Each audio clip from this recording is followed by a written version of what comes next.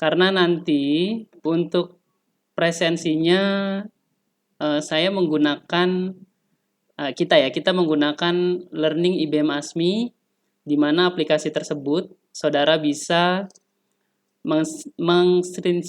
screenshot melihat wajahnya lalu diupload. Jadi untuk presensi saya tidak bisa mencentang ya secara individu, tapi saudara yang mengupload hasil dari perkuliahan ini. Caranya mudah, nanti saudara bisa menandai wajahnya ya. Nah, itu wajah misalkan wajah dari Yuni. Nah, ditandai nanti diupload di Learning IBM ASMI untuk perkuliahan hari ini. Nanti bagi yang tidak bisa mengikuti perkuliahan, saudara bisa melihat hasil rekaman perkuliahan pada malam hari ini. Cukup? Ada yang ingin ditanyakan sampai sini?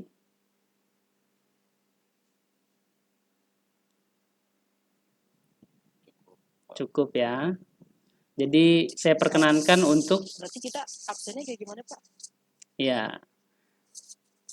Baru masuk ya tadi ya? Atau baru hadir nih? Jadi absennya... Tadi saya udah dengar. Oh, udah dengar.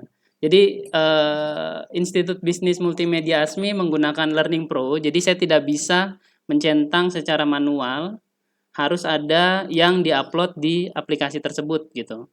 Jadi untuk menguploadnya, karena ini pertemuan pertama, saudara cukup meng-screenshot wajah saudara yang ada di layar ya saat ini, lalu diupload secara mandiri di Learning IBM ASMI. Paham ya? Iya, Pak. Iya. Kalau begitu kita mulai perkuliahan pada malam hari ini. Saya ingin membahas bagaimana sistem perkuliahan kita selama 1 semester ke depan. Nah, ini saya akan tampilkan.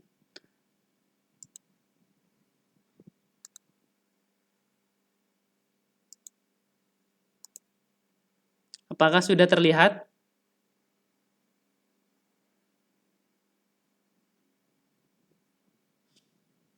Sudah ya? Ya, sudah terlihat. Jadi di pertemuan pertama kita, ini mungkin sebagian besar ya belum mengenal dosen pengampuh mata kuliah ini. Jadi saya ingin memperkenalkan diri terlebih dahulu. Nama saya Rahmat Syah. Kebetulan saya mengajar di program studi manajemen Institut Bisnis dan Multimedia ASMI. Jadi kalau misalkan saudara ingin bertanya ya mengenai saya, mengenai atau nanti bisa konsultasikan ya, karena ini mata kuliah yang terkait dengan metode penelitian, bisa langsung ke WhatsApp yang ada di nomor yang ada di Learning IBM ASMI atau di grup WhatsApp. Perkuliahan ini ya tentunya nanti akan menghasilkan output yaitu proposal penelitian. Jadi saudara setelah mengikuti serangkaian perkuliahan dari pertemuan 1 sampai pertemuan 16 ya. 2 diantaranya adalah ujian ya, UTS dan UAS. Saudara akan menghasilkan karya tulis yang nanti akan diajukan untuk kegiatan penelitian skripsi ya atau tugas akhir.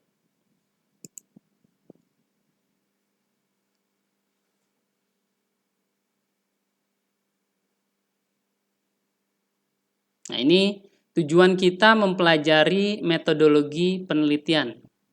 Nah, ini sebelum kita masuk ke dalam apa sih sebetulnya metodologi penelitian, metode penelitian ya. Terus kita melakukan penulisan untuk menyusun penelitian skripsi ya. Kita harus tahu terlebih dahulu tujuan dari kita mempelajari hal tersebut. Yang pertama adalah mengkonstruksi masalah menjadi pendahuluan sebagai latar belakang masalah. Tentunya hal ini sangat terkait dengan bidang keilmuan yang saudara miliki. Misalkan saya, bidang keilmuan saya adalah pendidikan. Tentunya saya harus mengetahui variabel-variabel apa yang akan saya ambil di dalam penelitian saya. Saudara sudah semester 7 ya kalau tidak salah, atau 6. Oh, semester 6 ya. Semester 6 biasanya sudah paham betul konsep dasar dari program studi yang diambil, apalagi sudah magang atau sudah PPL. Nanti tentunya akan menemukan banyak permasalahan di dalam kajian keilmuan. Lalu yang kedua, untuk mengkonstruksi teori apa saja yang digunakan dalam penelitian.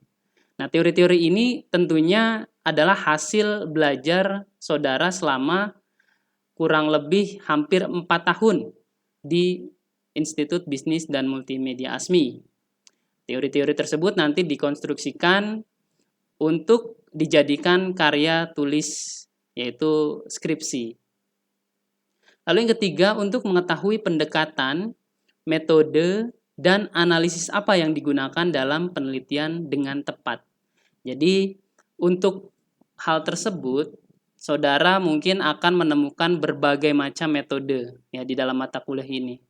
Entah itu metode yang terkait dengan angka ya yang disebut sebagai metode kuantitatif, metode yang sangat terkait dengan kualitas atau quality yang biasa disebut sebagai kualitatif, atau metode campuran.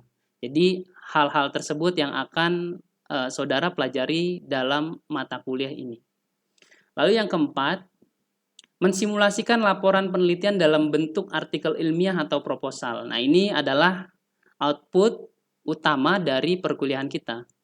Kalau misalkan saudara tidak bisa membuat proposal, nah itu menjadi kendala tersendiri untuk melangkah ke tahap selanjutnya. Jadi tidak bisa saudara lulus dari mata kuliah ini tanpa membuat proposal penelitian. Lalu bobot penilaiannya seperti apa? Nah, bobot penilaian dalam mata kuliah ini ya, yang pertama ada presensi dan partisipasi di kelas. Karena kita sistemnya online, ya tentunya hal ini digabung dengan tugas. Jadi presensi nanti saya akan gabung dengan tugas, gitu. Kalau misalkan ada pertemuan yang nanti hanya saya membuat video saja gitu, nanti presensinya bisa mengumpulkan dengan tugas, atau biasanya saya akan meminta kinerja dari pembuatan skripsi ya, pembuatan proposal skripsi, belum sampai skripsi ya, baru proposalnya saja. Entah itu judulnya, entah itu latar belakangnya ya, nanti saya minta, nah itu akan diupload di Learning IBM ASMI sehingga partisipasi dan presensi itu akan terpenuhi juga. Lalu selanjutnya ujian tengah semester ya. Ujian tengah semester di sini saya akan memberikan materi ulasan ya. Jadi saudara akan menggali apa saja yang sudah dipelajari dari pertemuan pertama sampai pertemuan ke-7 biasanya. Sehingga saudara akan mendapatkan sudah ada gambaran mengenai proposal yang akan ditulis. Nah, ini akan saya konfirmasi dalam ujian tengah semester. Jadi konfirmasi itu yang perlu dan penting gitu. Terkait dengan bukti-bukti yang saudara sudah kumpulkan nanti. Lalu ujian akhir semester. Nah, ujian akhir semester ini biasanya saya selalu membuat 2 tahap. Tahap yang pertama saudara mengumpulkan dulu proposalnya. Proposal itu terdiri dari 3 bab ya. Bab 1 ada pendahuluan, bab 2 kajian teori, dan bab 3 ada tentunya metode penelitian. Nah, dari 3 bab tersebut harus sudah komplit berdasarkan pedoman penulisan di IBM ASMI. Nanti saya akan berikan pedomannya seperti apa, ya dari cover sampai daftar pustaka. Jadi tentunya harus sebaik mungkin gitu. Jangan sampai ada yang terlewat. Apalagi daftar pustaka sekarang sudah menggunakan aplikasi Mendeley gitu. Jadi kalau misalkan daftar pustakanya tidak menggunakan aplikasi tersebut, nah itu penilaiannya juga akan berkurang seperti itu. Ini kita bisa masuk ke materi ya. Sebelum kita masuk materi, apakah sudah cukup atau masih ada yang kurang jelas?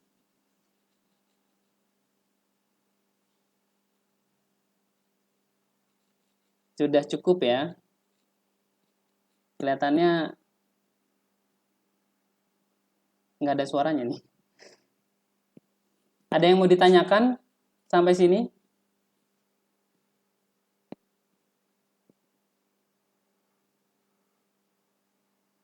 Mana nih di? Cukup ya. Nanti kalau misalkan di pertengahan kuliah gitu kan, biasanya mahasiswa nanya tuh, gimana nih judul penelitiannya gitu. Jadi dari sekarang harus sudah disiapkan ya judul penelitian, tema penelitian, ya masalah penelitian. Sebelum kita masuk ke perkuliahan metode penelitian membahas tentang metode-metode yang akan saya paparkan.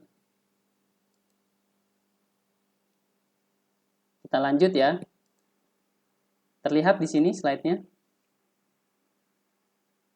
Lihat, Pak. Iya. Sebelum kita mempelajari tentang metode penelitian, saudara harus mengetahui yang namanya kajian keilmuan atau di sini saya mempertanyakan apa yang dimaksud dengan ilmu. Yang dimaksud dengan ilmu ya, tentunya saudara harus berkaca pada perjalanan kuliah dari semester 1 dengan sampai semester 6 ini gitu. Apa yang sudah dipelajari itu adalah kajian dan bidang keilmuan saudara yang akan digali kembali ya atau di recovery untuk melihat penelitian apa yang sesuai dengan bidang keilmuan saudara. Lalu nanti perkuliahan ini juga menjawab mengenai apa yang dimaksud dengan penelitian. Nah, penelitian ini biasanya kalau misalkan mahasiswa ya atau orang yang di luar akademis ya, biasanya dia saya survei. Itu bisa dia bilang sebagai penelitian padahal itu bukan penelitian gitu. Jadi kalau misalkan penelitian yang sebenarnya ya terkait dengan sistem akademis yang terstruktur. Nanti kita akan bahas ini lebih lanjut. Lalu apakah yang dimaksud dengan metode? Nah, metode adalah cara yang mungkin nanti akan kita sama-sama gali di dalam perkuliahan ini, yang akan kita temukan metode apa saja yang kira-kira cocok dengan penelitian dan permasalahan yang akan kita pecahkan nanti. Lalu apakah yang dimaksud dengan metode penelitian? Ini akan kita bahas ya, metode penelitian dari pertemuan pertama ini sampai pertemuan ke 15 ya. 16 kan nanti UAS. Tentunya kita banyak terkait dengan praktek-praktek apa saja yang akan kita lakukan gitu dalam menggali permasalahan menggunakan metode yang tepat.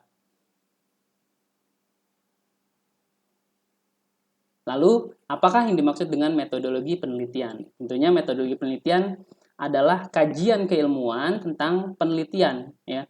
Jadi, yang kita pelajari saat ini merupakan bagian dari metodologi penelitian. Jadi, kalau metode penelitian itu adalah metodenya yang akan kita gunakan, metodologi penelitian adalah kajian keilmuan dalam mempelajari metode penelitian. Ini sebelum saudara memasuki perkuliahan, memasuki tahap penelitian, ada yang namanya persiapan penelitian. Tentunya persiapan penelitian ini terkait dengan ya, bidang keilmuan, analisis sumber daya dan kebutuhan, identifikasi masalah, lakukan kajian penelitian yang relevan, pahami pendekatan dan metode penelitian serta teknik penulisan. Nah, ini nanti terkait dengan kebutuhan ya. Jadi, yang pertama, pahami bidang keilmuan. Nanti saudara akan banyak menemukan variabel-variabel apa yang terkait dengan bidang keilmuan saudara. Lalu, yang kedua adalah analisis sumber daya dan kebutuhan. Nah, ini analisis sumber daya dan kebutuhan ya. Untuk menjadi seorang peneliti, tentunya saudara harus bisa memenuhi kriteria tersebut. Ya, kira-kira apa sih yang saya punya gitu kan? Apa sih yang saya mampu? Apa sih yang saya bisa untuk melakukan suatu penelitian? Saya kasih contoh, misalkan saudara adalah ini kan banyak yang pekerja ya di kantor. Saudara adalah seorang manajer misalkan. Nah, biasanya manajer punya banyak sumber daya yang bisa digali untuk dipecahkan, punya banyak sekali permasalahan yang bisa digali gitu. Tentunya hal tersebut terkait dengan sumber daya yang dimiliki oleh manajer tersebut dalam melakukan penelitian.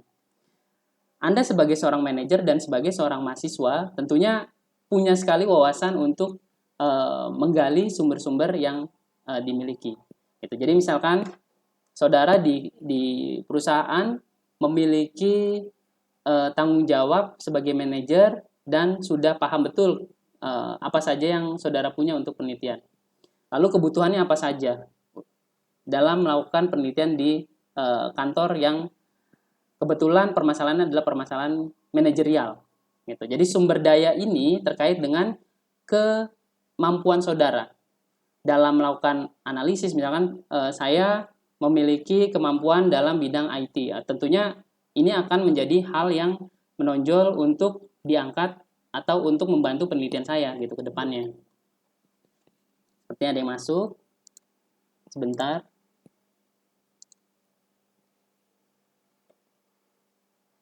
Kita lanjut ya.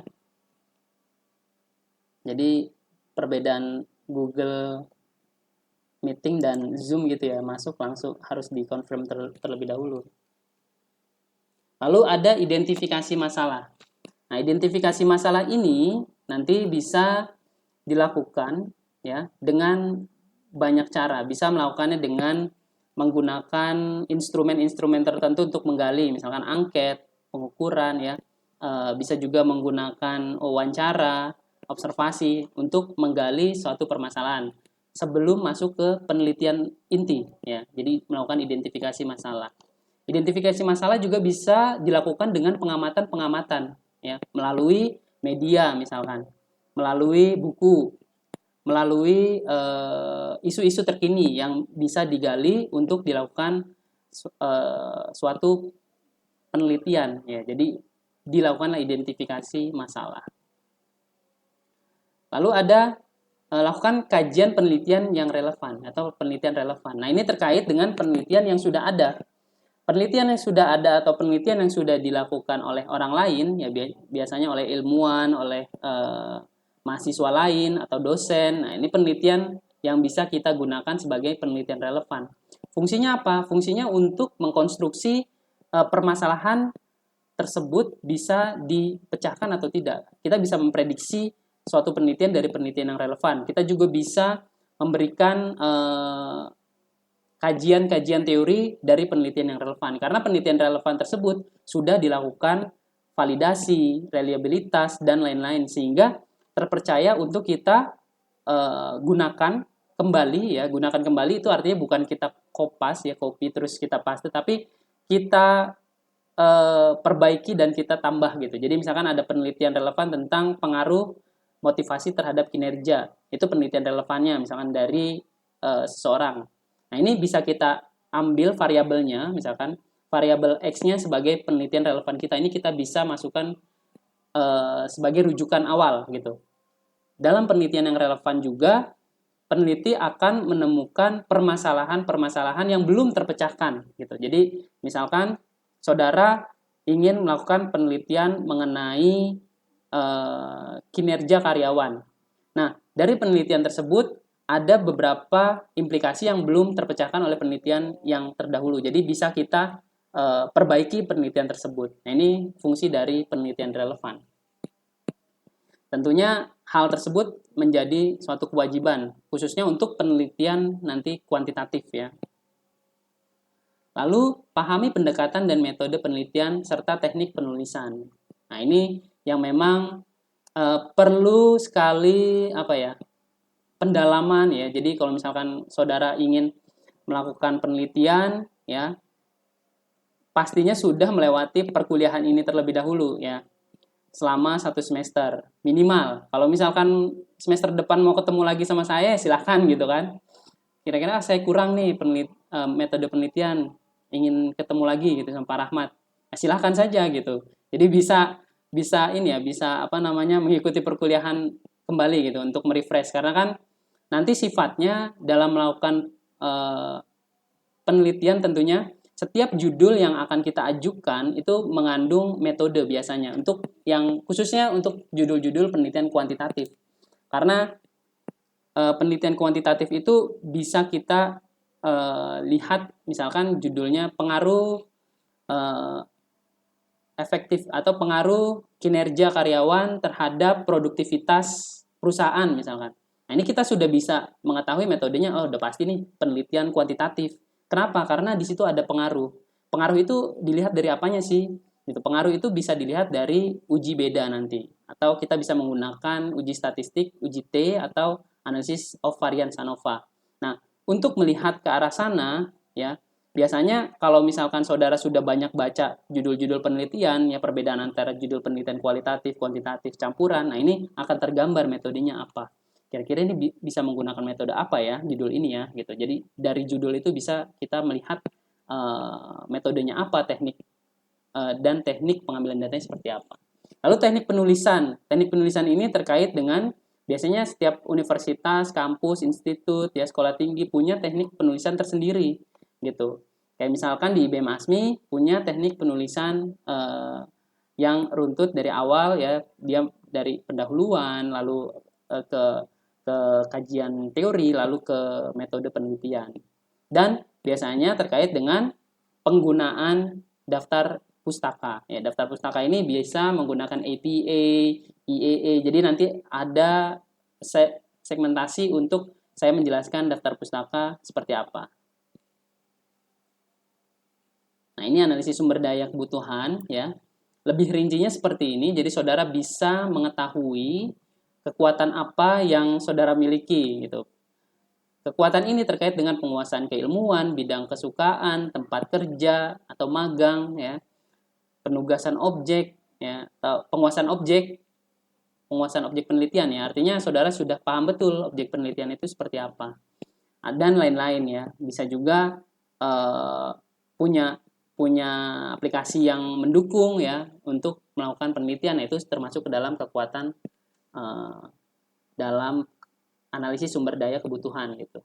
Lalu kelemahannya ya dalam melakukan penelitian, nah ini biasanya lemah dalam bidang metode tertentu atau lemah pada bidang kuantitatif misalkan, atau tidak pernah menulis ya sama sekali, jadi bingung mau melakukan apa, atau tidak pernah membaca gitu. Jadi tapi kalau tidak pernah membaca ya maksud dalam hal ini ya membaca kajian keilmuan yang saudara pernah pelajari gitu ya, bukan membaca hal yang lain gitu. Jadi tentunya ini kelemahan-kelemahan yang saya temui biasanya mahasiswa itu tidak pernah menulis, tidak pernah membaca. Bagaimana mereka bisa menghasilkan suatu karya kalau misalkan mereka sendiri tidak pernah membaca gitu. Jadi dari sekarang mungkin saudara bisa saya kasih apa ya wejangan gitu ya untuk selalu membaca ya, membaca hal-hal yang terkait dengan penelitian saudara. Lalu kesempatan ya, atau opportunities. Nah, di sini ya kesempatan ini banyak sekali gitu. Dari isu-isu yang sudah lagi booming ya, itu bisa dijadikan suatu penelitian juga. Urgensinitas ya, kebutuhan di masyarakat, kebutuhan di perusahaan itu kira-kira yang seperti apa itu juga bisa menjadi kesempatan. Lalu penelitian yang unik gitu, penelitian yang belum pernah dilakukan oleh orang lain. Ini penelitian yang kira-kira nilai jualnya tinggi gitu, novelty-nya tinggi kalau misalkan di bahasa akademis seperti itu.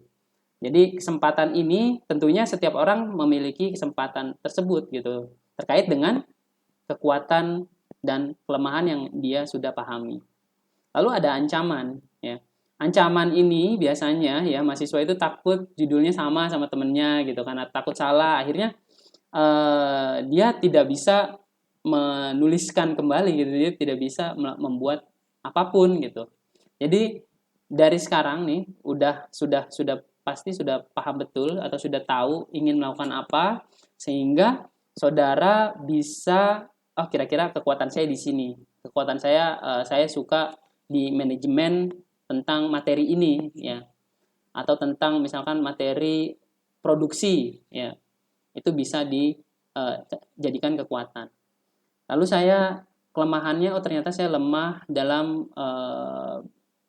membaca, saya jarang membaca. Ya lakukanlah membaca dengan rutin gitu. Atau sekarang lebih mudahnya saudara bisa dengan media yang lain gitu, bisa nonton di YouTube gitu kan. Itu kan banyak sekali informasi-informasi terkait dengan kekinian atau isu-isu yang sedang marak untuk dilakukan penelitian. Ini ya satu penyegaran mungkin. Kenapa sih kita harus menulis karya ilmiah agar menjadi sarjana? Mungkin ini adalah pertanyaan yang sangat filosofis ya. Kenapa sih kita menulis karya ilmiah gitu? Ada beberapa kampus yang nggak menulis karya ilmiah gitu, dia bisa langsung sarjana gitu. Tapi ada syaratnya tentunya. Syaratnya misalkan membuat suatu produk, membuat suatu apa gitu. Tapi di IBM ASMI masih menggunakan karya tulis ilmiah.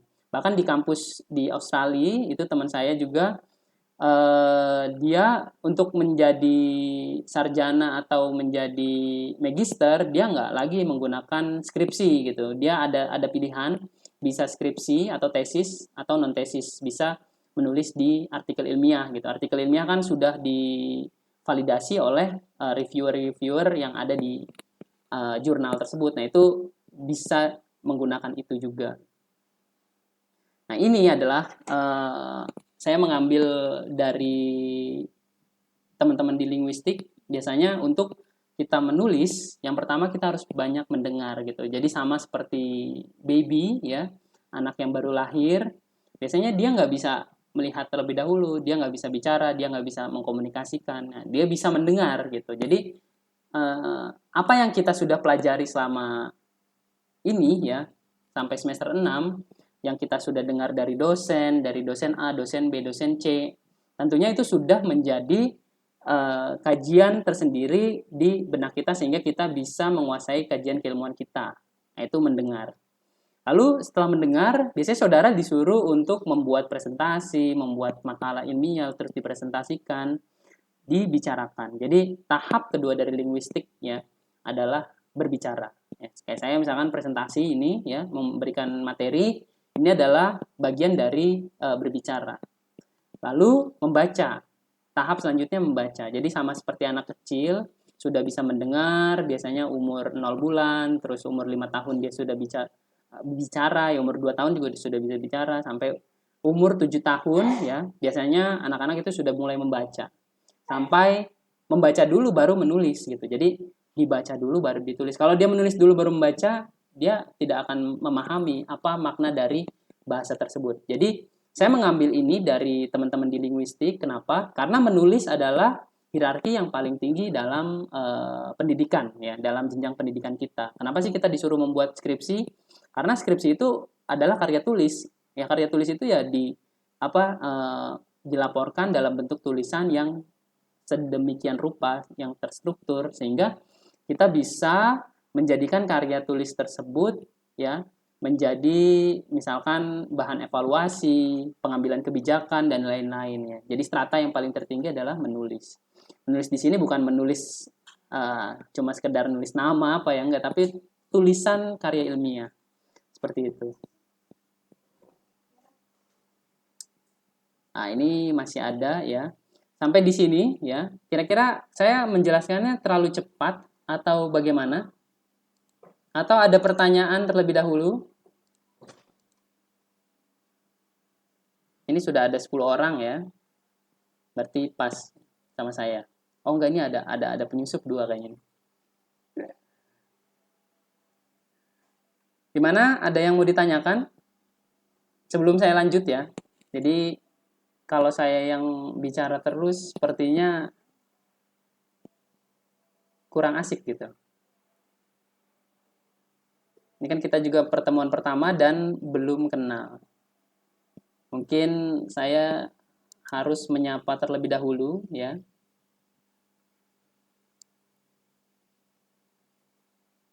Adila Putri, ada di sana?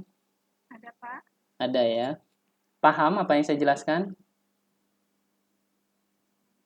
Paham ya. Nanti kalau misalkan saya sudah mulai tugas ya, harus lebih paham. Lalu siapa lagi? Yuni, ada di sana Yuni? Hadir, Pak. Hadir ya. Ya, Pak. Ini semuanya dari jurusan manajemen ya? Ya, Pak. Dari prodi manajemen. Ada yang dari prodi administrasi nggak? Biasanya campur saya. Nggak ada ya. Ginilah kalau kelas online nih. Sepertinya banyak yang mungkin mendengarkan saja ya. Sebelum kita lanjut, mungkin saya akan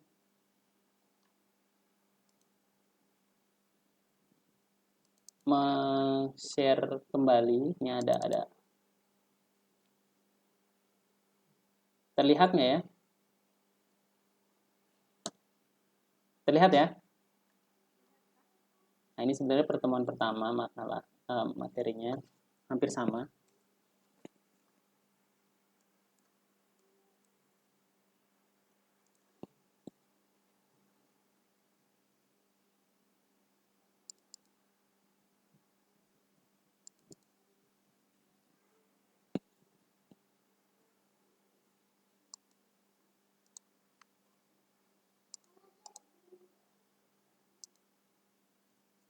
Jadi kita full hari ini teori mungkin.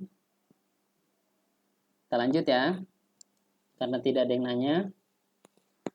Nah, ini seperti pertanyaan saya di awal, yang mana paradigma ilmu. Jadi kalau misalkan sebelumnya saya mengambil rujukan dari teman-teman linguistik ya, tapi ini adalah terkait dengan saya mengambil dari teman-teman di psikologi ya, terkait dengan pengetahuan. Jadi paradigma ilmu, sebelum kita mempelajari atau memahami tentang metode penelitian, jadi saudara harus terlebih dahulu memahami keilmuan. Jadi harus refleksi terlebih dahulu keilmuan saudara ya, maksud saya. Harus merefleksikan diri sendiri ya, kira-kira saya sudah mengambil mata kuliah apa saja gitu. Saya sudah belajar apa saja selama 1 semester. Nah, ini terkait dengan paradigma ilmu. Nah, sumber pengetahuan bisa didapatkan dari mana saja. Pengetahuan dan ilmu bisa menjadi gambaran seorang memahami sesuatu. Tentunya di sini ya, kita harus bisa melihat secara holistik bagaimana kajian keilmuan kita akan digunakan di dalam penulisan ilmiah.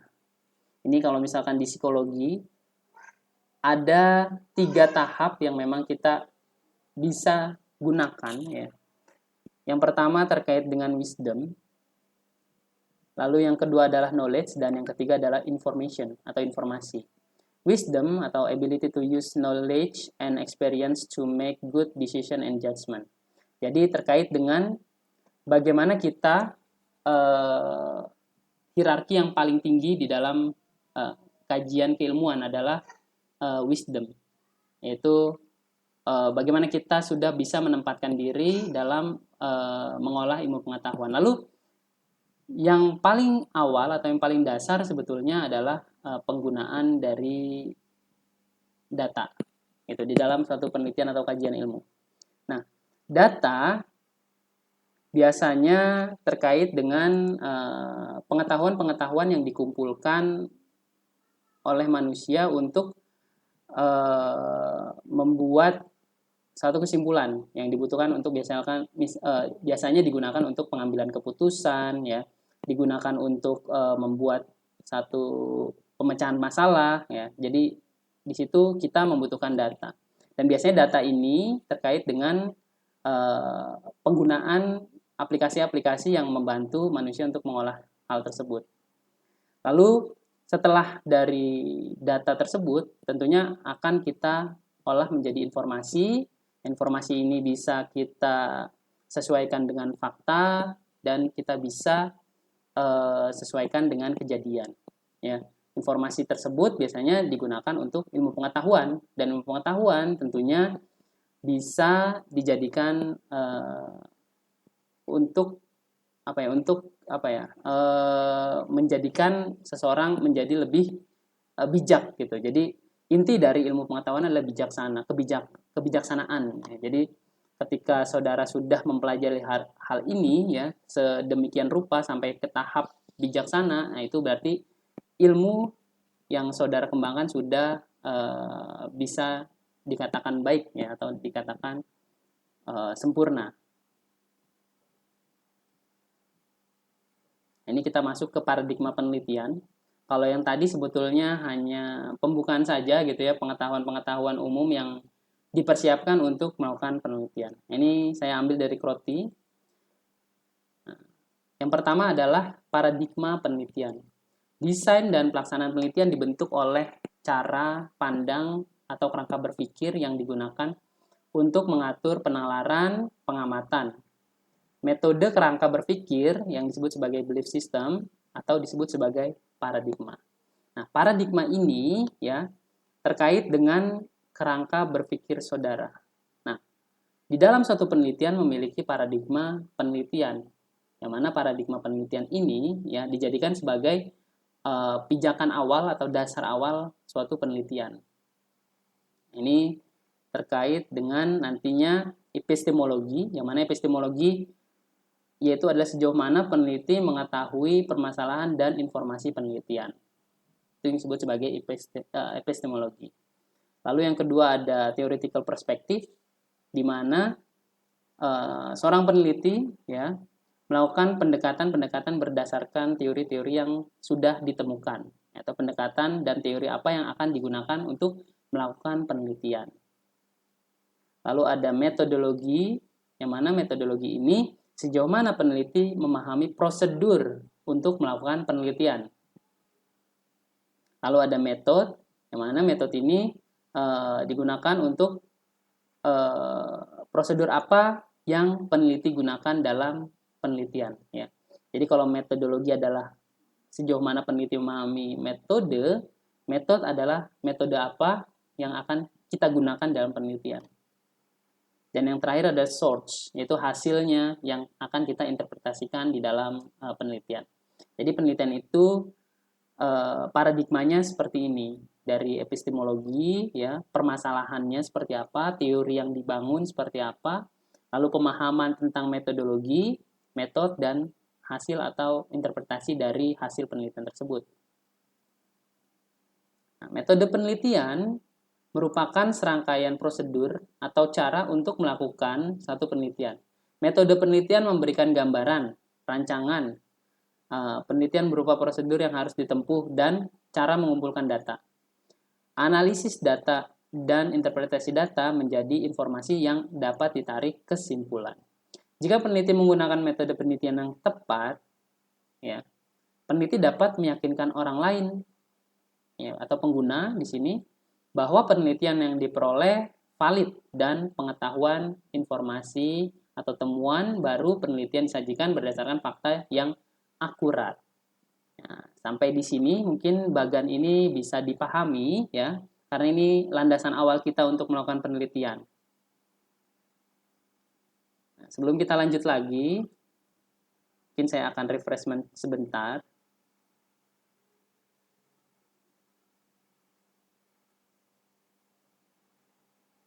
Ya, masih hadir semua ya di sini?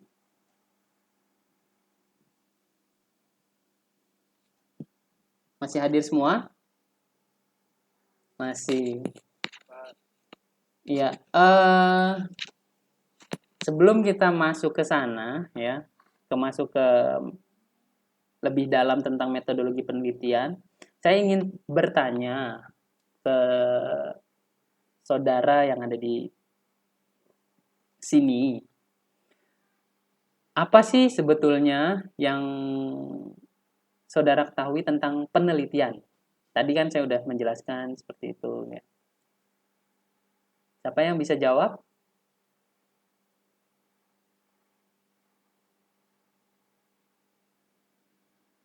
Nggak ada.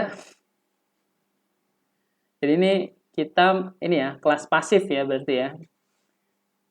Kalau misalkan ada timbal balik mungkin itu yang biasa saya sebut sebagai kelas aktif. Nah ini kayaknya sepertinya kita ada di kelas pasif gitu. Tapi ya nggak apa-apa gitu. Siapa yang bisa atau gini? Saya tanya yang mudah deh, kalau itu kan mungkin agak susah. Sudah pernah mendengar kata valid? Pernah ya, valid. Apa sih yang kamu ketahui tentang valid? Akurat, sudah teruji, akurat. Apa sih yang akuratnya itu apanya gitu? Datanya yang akurat. Ada lagi yang lain? Apanya sih yang akurat? Apanya ya yang akurat? Informasinya. Terus apa lagi?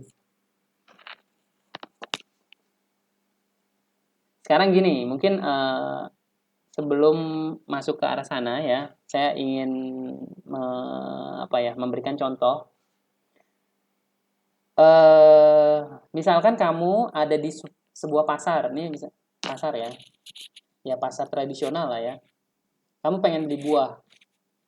Nah, buah itu kamu bisa tahu dia beratnya 10 kilo, 1 kilo, 500 gram itu dari mana? Ditimbang. Nah, yang akurat itu apanya? Timbangannya. Betul sekali, itu pintar. Berarti kalau misalkan saya melakukan penelitian, ya penelitian tentang pengaruh variabel X terhadap variabel Y. Yang akurat itu apanya sih dari penelitian saya? Yang valid itu apanya sih gitu. Ini sebelum kita masuk ya ke penelitian-penelitian kualitatif, kuantitatif. Jadi saudara bisa merecall, oh ternyata ini toh yang namanya Survei indikatornya Pak yang valid. survei indikatornya. Itu survei indikator itu apanya? Apanya sih survei indikator? Survei indikator. Itu yang disebut sebagai apa survei indikator itu? Kan kalau tadi saya jelaskan yang akurat itu tadi kalau dibilang kalau saya kasih contoh yang akurat itu timbangannya ya. Nah, kalau dalam penelitian yang akurat apanya sih gitu? Udah paham belum sampai sini? Udah paham belum maksud saya?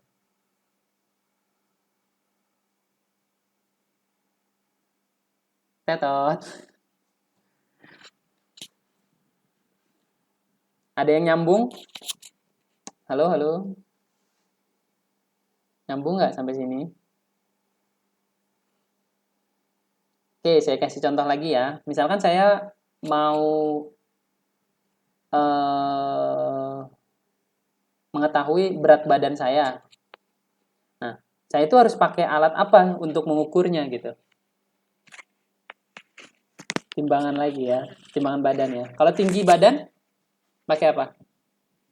Meteran.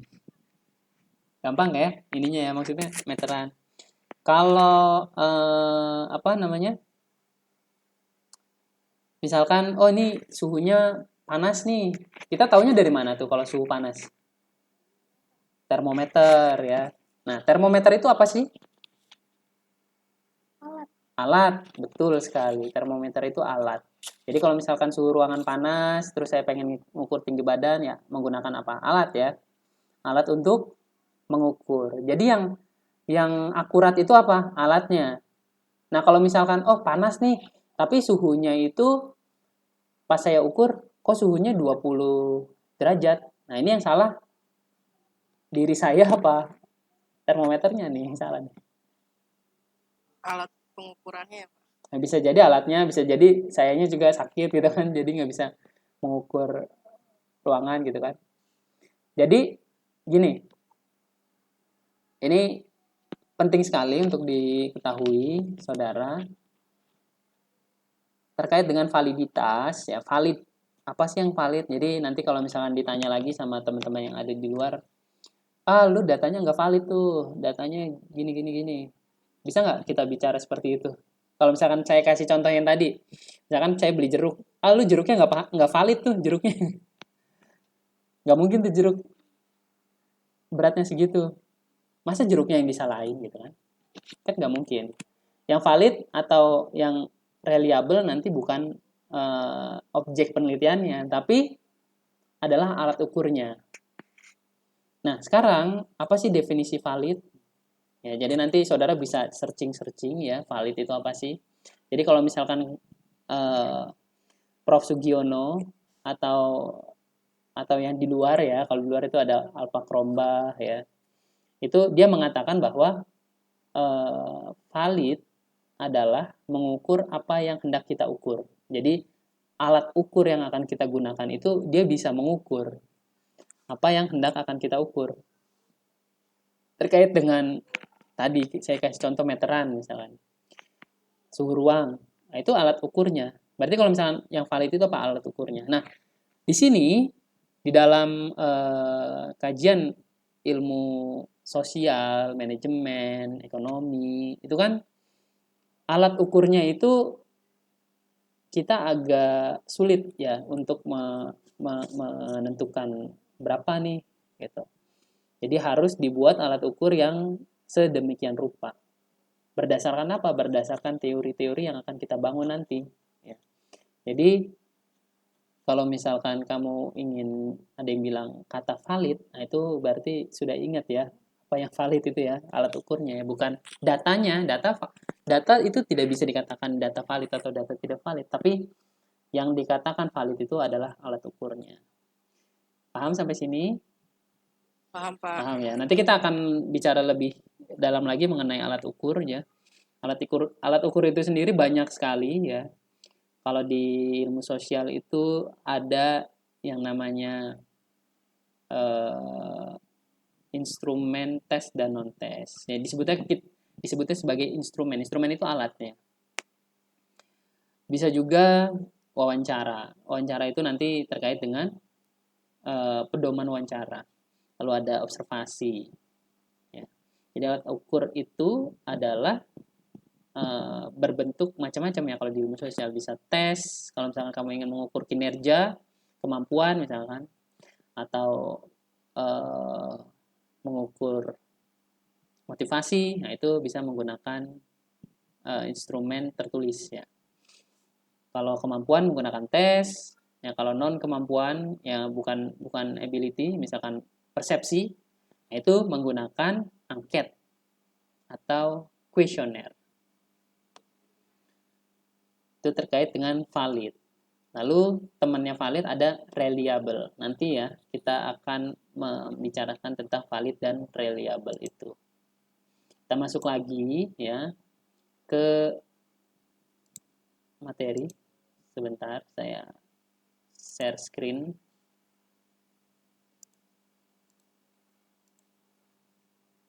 Kelihatan sampai sini ya ininya PPT-nya? Kelihatan, Pak. Kelihatan ya.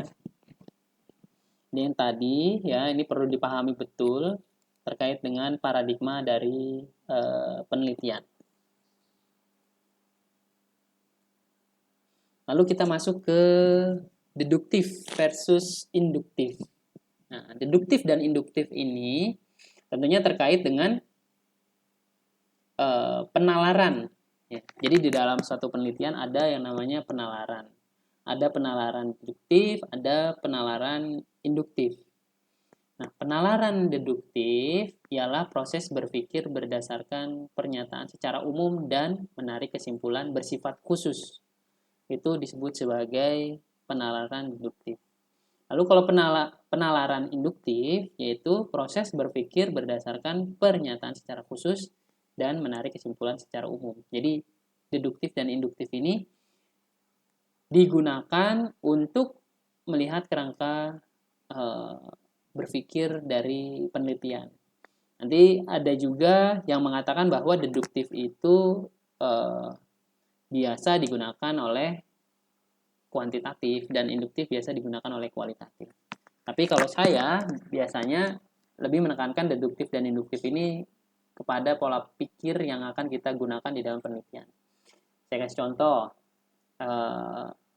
untuk membuat latar belakang masalah, ya biasanya di paragraf pertama atau paragraf awal itu, saudara harus sudah menyatakan kalimat mengenai kondisi yang ideal. Ya, kondisi yang ideal. dari kondisi yang ideal itu akan terbentuk ya kondisi yang sebenarnya, akan kita bandingkan dengan kondisi yang sebenarnya. Lalu selanjutnya akan digabungkan dengan teori atau kerangka pendapat-pendapat ahli mengenai kondisi tersebut. Nah, itu biasanya termasuk ke dalam kerangka berpikir dari atau kerangka berpikir yang bersifat umum ya. Jadi kita gambarkan secara umum dulu, baru kita gambarkan secara khusus. Itu deduktif. Nah, nanti ya di sini terdapat 3 polar yang memang peneliti bisa memiliki pegangan.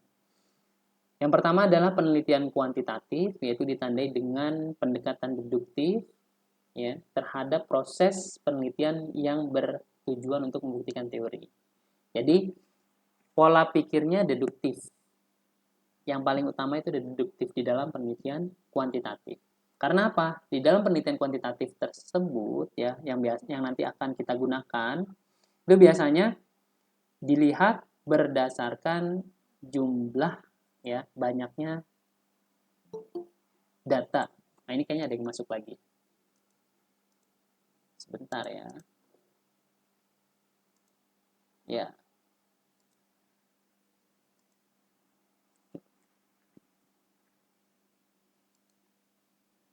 Sampai sini ya. Tadi mengenai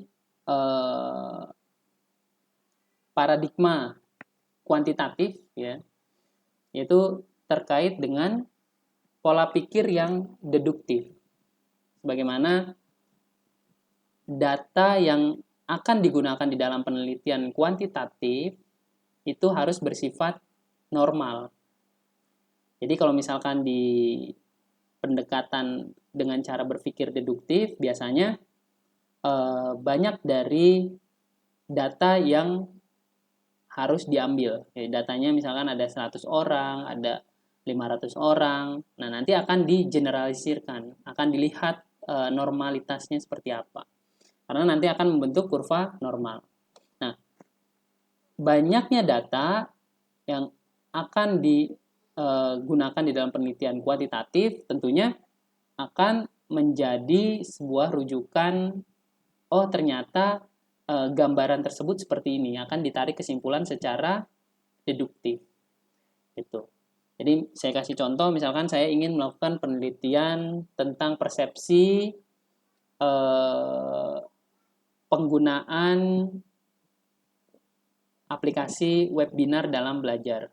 Nah, penggunaan aplikasi tersebut biasanya memiliki kelemahan dan kelebihan. Nah, dari persepsi ini ternyata sebagian besar peserta didik atau mahasiswa yang saya berikan online banyak yang mengeluh gitu, sebagian besar. Nah, sebagian besar ini ya yang akan dijadikan kesimpulan dalam kerangka berpikir deduktif. Jadi seperti itu kalau misalkan di dalam penelitian kuantitatif. Lalu pendekatan penelitian kualitatif ya, ini sebetulnya lahirnya belakangan gitu. Jadi di dalam penelitian biasanya didahulukan, diutamakan itu adalah pendekatan deduktif. Jadi berpikir secara umum lalu ditarik kesimpulan. Nah, pendekatan kualitatif ditandai dengan pendekatan induktif untuk membangun pengetahuan yang bertujuan menghasilkan satu makna. Itu. Jadi kalau misalkan di kuantitatif itu sendiri dilihat berdasarkan banyaknya data, banyaknya responden yang kita ambil ya, lalu kita jadikan kesimpulan ya. Tapi kalau di penelitian kualitatif hal itu tidak diperlukan ya. Jadi kita tidak memerlukan data yang banyak, cukup misalkan ada 5 responden, ada 10, ada 20 itu menjadi bisa digunakan penelitian kualitatif. Yang mana kalau misalkan penelitian kuantitatif tersebut ingin mengambil kesimpulan, nah, mencari suatu kesimpulan, nah kalau penelitian kualitatif ingin mencari makna, gitu, lebih mendalam lagi. Kalau misalkan tadi saya contohkan pembelajaran daring, ya, persepsinya negatif misalkan. banyak yang persepsi negatif. Nah, kalau misalkan di penelitian kualitatif dari persepsi negatif itu bisa kita gali lagi. Kenapa sih orang nggak suka sih kuliah daring gitu? Kenapa sih? Jadi digali lagi kenapanya itu lebih digali, ya dicari maknanya. Lalu muncul paradigma ketiga yang disebut sebagai penelitian metode campuran, yang mana campuran ini melibatkan pengumpulan, analisis, dan beberapa cara mengintegrasikan data kuantitatif dan kualitatif dalam satu proyek penelitian. Nah, fase proyek penelitian terintegrasi atau sinergis dengan fase kuantitatif yang memengaruhi fase kualitatif atau sebaliknya. Nah, ini yang akan diterapkan di dalam penelitian campuran. Ya, jadi kualitatif, kuantitatif, dan campuran adalah pendekatan penelitian. Ya. Jadi kalau misalkan saudara nanti melihat judul ya, kalau misalkan tadi saya bilang,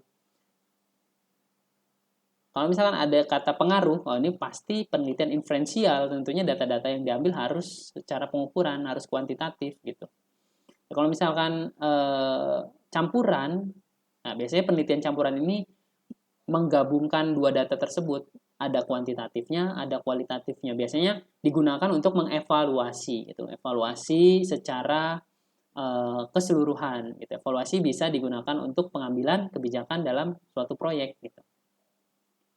Jadi kita bisa mendalami lagi, ada segmennya penelitian kualitatif kuantitatif. Nah, target perkuliahan metode penelitian. Ini yang perlu digarisbawahi ya. Perkuliahan kita inputnya adalah konsep atau teknik penulisan skripsi atau karya ilmiah yang sesuai kaidah penelitian. Ya, kaidah-kaidah penelitian tentunya sesuai dengan pedoman penulisan kampus masing-masing, ya IBM ASMI ya. Nanti kalau misalkan kamu download misalkan ada penelitian dari Universitas Indonesia, nah dia punya gaya selinggung ya, atau gaya penulisan tersendiri gitu. Nah, ini yang perlu dipelajari, yaitu input-inputnya, gimana teknik penulisannya, gimana memilih metode, bagaimana memilih judul ya. Tentu ini adalah input di awal perkuliahan kita.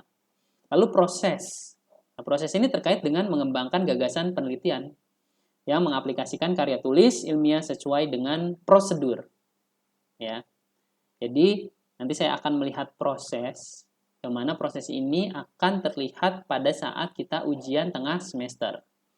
Saat kita ujian tengah semester, saya akan melihat nih, oh kira-kira mahasiswa ini sudah memiliki judul, sudah memiliki membentuk latar belakang, sudah ada teori-teorinya gitu, sudah menetapkan metode apa. Nah ini prosesnya berarti sudah baik. Lalu yang terakhir adalah produk. Itu menghasilkan produk berupa karya ilmiah yang sesuai dengan prosedur tadi. Itu laporan penelitian dari bab 1 sampai bab 3. Tentunya dengan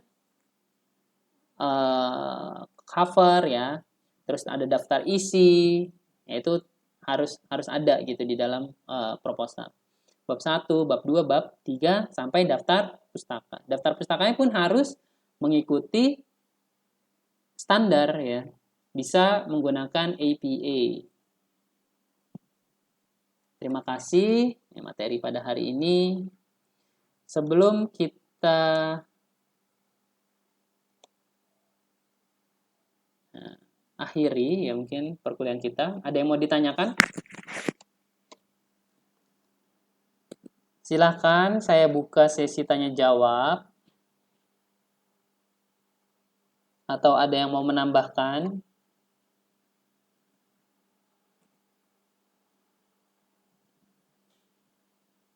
Tidak ada ya. Kalau tidak ada, mungkin bisa dibuka wajahnya karena nanti untuk presensi.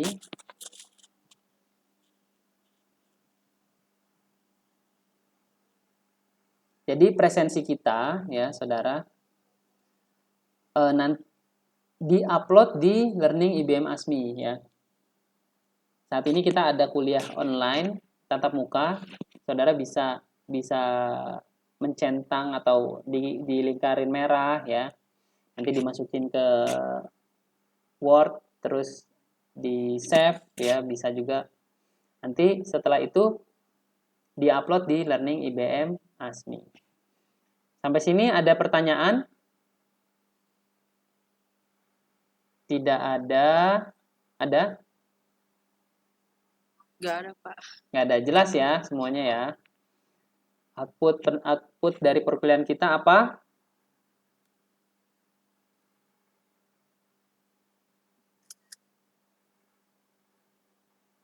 Apa? Ada yang bisa jawab? Proposal penelitian ya outputnya. Nah, untuk minggu depan ya, saya harap saudara sudah memiliki gambaran mengenai penelitian apa yang akan diangkat. Terkait misalkan dengan manajerial, manajemen, keuangan ya, yang dekat dengan keilmuan ekonomi. Jangan sampai saudara mengangkat penelitian di bidang yang jauh dari apa yang saudara telah pelajari ya. Jadi dipersiapkan kira-kira mau penelitian apa, nanti kita minggu depan mungkin akan ada sesi seperti ini lagi dan sudah menyiapkan permasalahan apa yang akan digali. Itu ya perkuliahan kita pada malam hari ini, mungkin cukup. Nanti saya bisa share juga hasil dari perkuliahan kita di grup.